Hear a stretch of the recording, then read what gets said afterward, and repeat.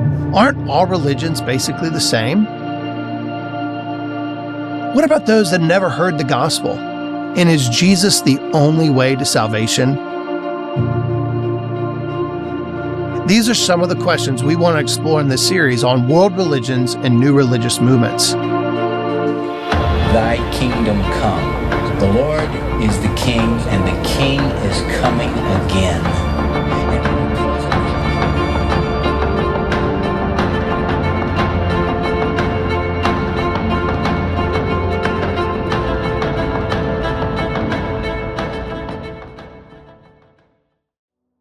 In any study of world religions, there might be hundreds of religions to cover, but we want to cover the 5 major world religions.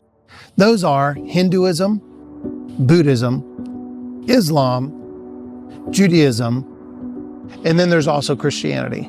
Of those 5 world religions, it covers 75% of the population of the planet, so you're much more likely to meet someone from one of these 5 major religions.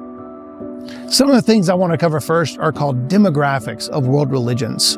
So for example, Christianity is the world's largest religion on the planet with 2.3 billion followers. Islam is the second largest religion with 1.8 billion. Judaism has about 14 million followers, followed by Hinduism with 1 billion and Buddhism with about 500 million.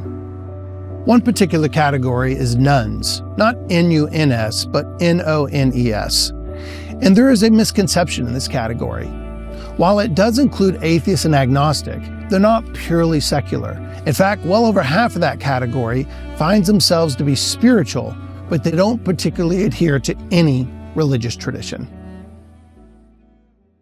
In the late 19th and early 20th centuries, scholars said society would become more secular as we progress technologically. They were wrong. The world has become more and more religious. And one thing the 21st century is going to produce is a very religious century. As we look at demographics projecting into the future, every religion is projected to grow. Christianity by 2050 is expected to have 3 to 3.5 billion followers, followed by Islam's 3 billion followers as well. In fact, between those 2 religions, 2/3 of the planet will either be Christian or Islamic, with the other third being all the other religions. Hinduism is expected to grow as well, followed by Judaism, an expected stasis or a stationary growth of Buddhism. Each of these world religions tend to be geographically located in certain spots of the world.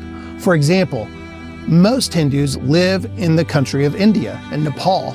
About 80% of all Hindus live in that region of the world. For Buddhism, it's Southeast Asia and East Asia, such as China and Japan, Korea, and Thailand. For Islam, it's the Middle East and Indonesia are the primary population centers for that religion. Christianity is the one religion that's a worldwide religion. It's found all over the place. In fact, historically, while Christianity has been dominant in the West, such as Europe and America, for the past 50 years or so, there have been more Christians outside of Western culture than inside of Western culture. It's the first worldwide religion.